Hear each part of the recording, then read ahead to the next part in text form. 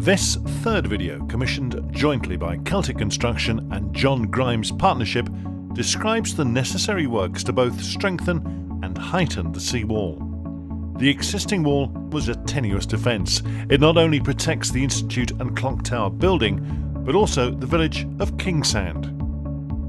Cornwall Council appointed John Grimes Partnership to both design and project manage the works, and contractor Celtic to construct.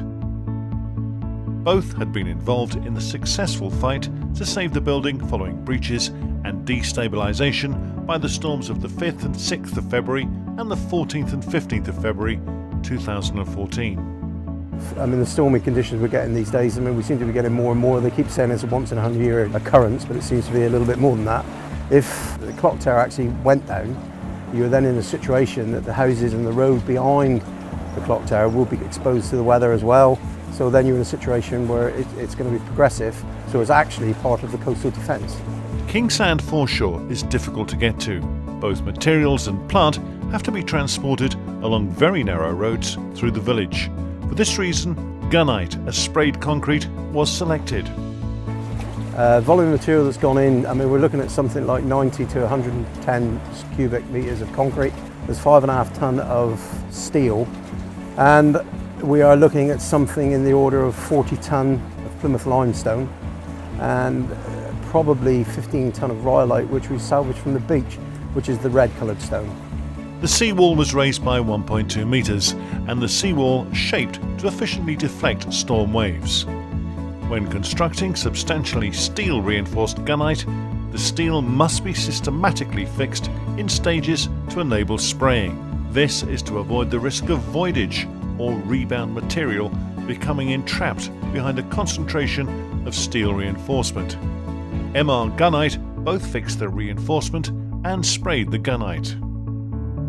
The skills of Celtic master masons Ian and Matthew Cosgrove were invaluable in both finishing the gunite to a regular and consistent form with a fair face.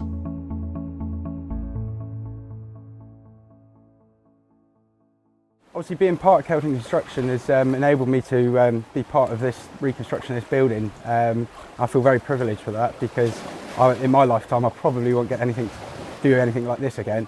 And obviously for years to come I can bring my kids here type thing and show them what we've done, and it's all being well, this building will stay here a long time after me. And I can always look back on it in years to come just to see what I've done and what I was actually a part of. For Celtic's point of view and for John Grimes Partnership, I think the finished product will be in keeping with the rest of the village, in keeping with what was there before. And I say, within partnership with John Grimes and Celtic Construction, we are fully satisfied that this thing will be staying up for certainly another generation. Shingle on the beach is entrained by waves armouring them. Adjacent concrete sea walls, even those constructed within the last 10 years to a high standard, are concave shaped within the surf zone as a result of abrasion.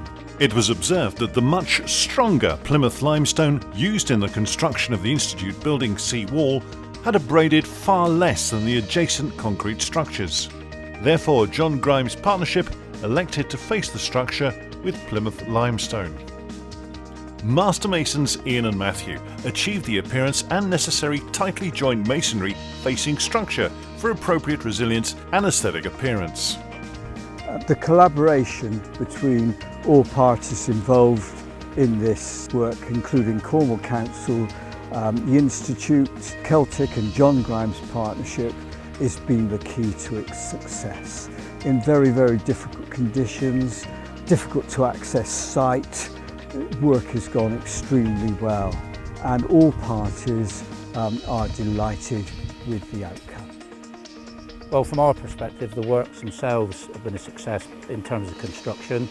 The lads that were on it were very hard working, a lot of collaboration and good relations between the trustees, Cornwall County Council, John Grimes and ourselves, and we're quite pleased and quite proud of what is now a good sea defence for Kingsand. The seawall will protect Kingsand for many years to come. Celtic and JGP, who are both local firms, are proud to have been involved in this project and its successful outcome.